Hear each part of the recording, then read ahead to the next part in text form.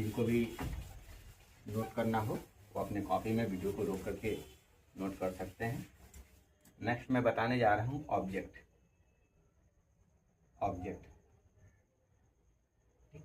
अब हम पहचानेंगे सेंटेंस में सब्जेक्ट और ऑब्जेक्ट के बारे में।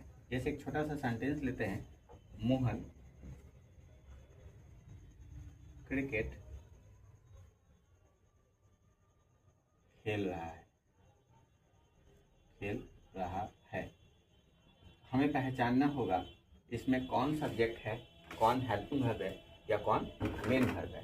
ठीक, तो जब भी हमने कहा था कि वर्ब, हाँ इससे पहले मैं आपको वर्ब के बारे में बता दूं कि वर्ब का जो फॉर्म होता है, पहला फॉर्म जिसको हम लोग जैसे याद किए थे, वर्ब के अंत में आपको ना या नेवर ऐड दिखेगा, तो ये 5 प्रकार का होता है। काइंड्स ऑफ वर्ब, क्योंकि इसके बिना आपको सेंटेंस समझ में नहीं आएगा। तो आपको पहले V1 यूज होता है, फिर V2, फिर V3, फिर V4 and then V5। Verb का जो भी हम लोग पहला फॉर्म याद करते हैं वो हमेशा प्लूरल होता है। ठीक, वर्ब का 5वां फॉर्म जब भी होता है वो सिंगुलर होता है। ठीक, तो एक नियम है, आप हमेशा ध्यान रखेंगे कि सब्जेक्ट और वर्ब के बीच एग्रीमेंट है। सब्जेक्ट और वर्ब के बीच एक एग्रीमेंट है, जिसको सब्जेक्ट वर्ब एग्रीमेंट करते हैं। यूँ तो ये बहुत बड़ा टॉपिक है, लेकिन आप जब पढ़ेंगे तो सब्जेक्ट वर्ब के बीच जो एग्रीमेंट है वो एक भाषा में आप याद कर सकते हैं कि सब्जेक्ट अगर सिंगुलर होगा तो वर्ब भी अगर क्या होगा, सिंगुलर होगा, और सब्जेक्ट अगर प्लूरल होगा तो वर्ब भी क्या होगा, प्लूरल होगा।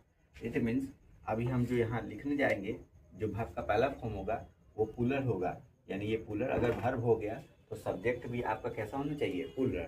इट मीन्स जो हमने थोड़ी देर पहले लिखा था I we you they, plural subject, तो आई के साथ भी या और सब के साथ भी हमेशा प्लूरल वर्ब का उपयोग होगा। ठीक है, इसी तरह से जैसे हुआ जाना, हमने आपको बताया था जाना का होता है गो, टू गो, लेकिन याद कर रहे हैं सभी में तो टू होता ही है, इसलिए टू को हम लोग माइंड नहीं करेंगे और सिर्फ गो याद करेंगे। तो फर्स्ट फॉर्म होता है गो, सेकंड फॉर्म पास्ट में यूज होता है, इसका फॉर्म होता है वेंट, थर्ड फॉर्म होता है गॉन, और चौथा फॉर्म वर्ब के पहले फॉर्म में जब ing ऐड कर देते हैं तो चौथा फॉर्म हो जाता है, जिसको हम लोग बोलते हैं गोइंग। ठीक, और 5वां फॉर्म जब वर्ब के पहले फॉर्मेट में s या es वर्ड ऐड होगा